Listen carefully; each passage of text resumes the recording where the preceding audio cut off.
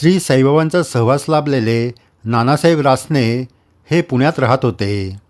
नानासाहेबांना जसा श्री साईबाबांचा सहवास लाभला होता तसाच कैलासवासी विनायक प्रभुणे यांनाही नानासाहेबांचा सहवास लाभला होता.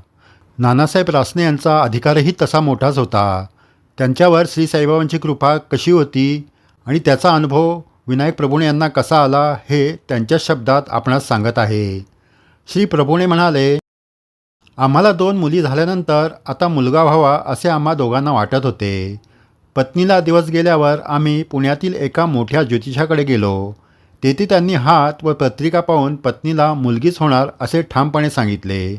ते विख्यात ज्योतिषी असल्याने त्यांचे भविष्य खोटे ठरणार नाही याची आम्हाला खात्री पटल्याने आम्ही निराश झालो. अनेकांनी मुलगीच होणार असे सांगितल्याने पत्नीचे अश्रू आवरत नव्हते. शेवटी मी पत्नीला म्हणालो, आता ज्योतिषी वगैरे सर्व राहू दे, आता आपण फक्त साई मौलीलाच घराणे घालू. त्याप्रमाणे मी एक नियम केला की दर महिन्याला शिर्डीला जाऊन सर्व सभामंडप झाडायचे. त्यावेळी तेथे नानासाहेब रासने ज्यांच्याबाबत श्री साई चरित्रात उल्लेख आहे ते होते. त्यांना श्री साईबाबांचा सहवास लाभला होता. ते पुण्यास आल्यावर आमच्याकडे नेहमी येत असत. त्यामुळे शिर्डीत सभामंडप झाडणे, श्री साई समाधीवर मच्छरदाणी लावणे अशी सेवा मला मिळत असे. ही सेवा तेव्हा मी दरमहा करू लागलो. 4 महिने झाल्यावर श्री रासने यांनी मला विचारले, तू दर महिन्याला का शिर्डीला येतो, काय कारण आहे? मी संकोचाने त्यांना सत्य गोष्ट सांगण्याचे टाळले.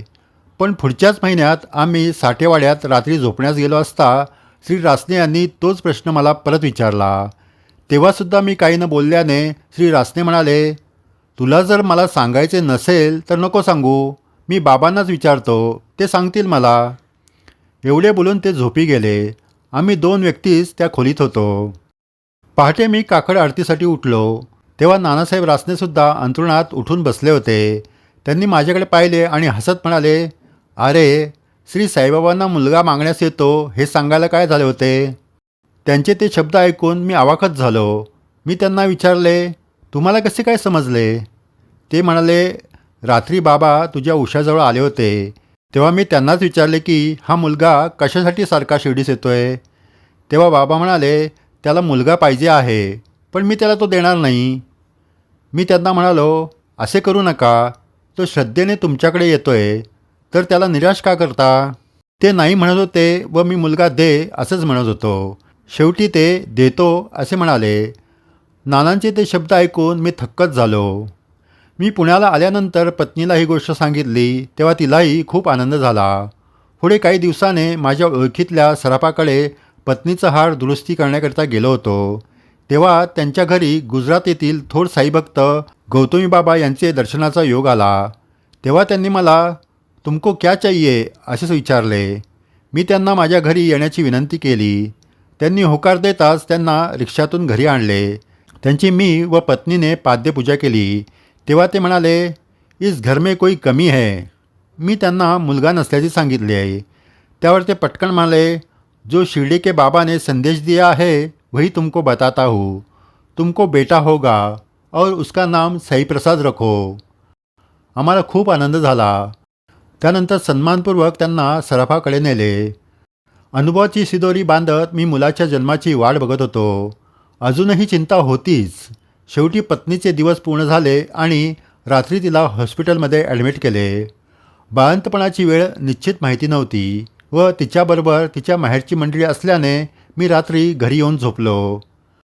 रात्री 1:30च्या दरम्यान प्रत्यक्ष श्री साईबाबा स्वप्नात आले. पायघोळ कपनी, डोक्याला नेहमीप्रमाणे घट्ट बांधलेला रुमाल, तेजस्वी मुद्रा आणि चेहऱ्यावर मंद स्मित हास्य करीत त्यांनी हात पुढे केला व म्हणाले, चलो पेढे निकालो. ते शब्द कानावर आदळताच माझे डोळे उघडले. मी उठून बसलो. स्वप्नाचा विचार करू लागलो. ज्या अर्थी बाबांनी पेढे मागितले त्या अर्थी निश्चित हॉस्पिटलमध्ये हिला मुलगाच झाला असेल का? मला काही झोप येईना. पहाटे 5 वाजता हॉस्पिटलमधून पत्नीच्या बहिणीने येऊन दार ठोठावले. नेमके काय घडले असेल याची उत्सुकता शिगेला पोचली. छाती धडधडू लागली. मी आतूनच काय झाले असे विचारले असता तिने मुलगा झाल्याचे सांगितले. माझ्या डोळ्यातून आनंदाश्रू वाहू लागले आणि मी दार उघडले. जन्मभर आठवण राहील असा अनुभव श्री साईबाबांनी मला दिला होता. मला श्री साईबाबांनी मुलगा दिला आणि त्याचा मी साईप्रसाद म्हणून सांभाळ करू लागलो. काही वेळा मी रागाच्या भरात त्यास दगड म्हणून रागवत असे. तेव्हा एकदा पहाटे श्री साईबाबा स्वप्नात आले. नेहमीप्रमाणे पायावर पाय ठेवून ते बसले होते. मात्र त्यांच्या पायाजवळ एक मोठा दगड ठेवल्याने मला त्यांच्या पायाचे दर्शन घेता येईना. तेव्हा मी बाबांना विचारले, बाबा हा पायाजवळ दगड कसला? त्यावर बाबा म्हणाले, अरे एवढा मी तुला साईप्रसाद दिला तर त्याला तू दगड म्हणतोस का? मी मान खाली घातली व बाबांची क्षमा मागून पुन्हा मुलाला दगड म्हणणार नाही असे सांगितले. त्यानंतर मी माझ्या मुलाला दगड असे कधीच म्हटले नाही. साईभक्त हो, श्री साईबाबा आज देहाने नसले तरी जसे ते देहाने होते तसेच आज कार्य करीत आहे.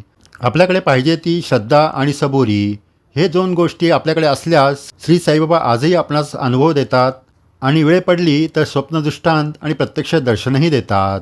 जय साईराम. श्री साईसागर मराठी चॅनलच्या माध्यमातून श्री साईबाबांचे साईभक्तांना आलेले अनुभव आपल्यापर्यंत पोहोचवले जातात. यामध्ये श्री साईबाबांची दुर्मिळ माहिती, श्री साईंच्या सहवासात राहिलेल्या भक्तांच्या आठवणीसुद्धा आपणास सांगितल्या जातात.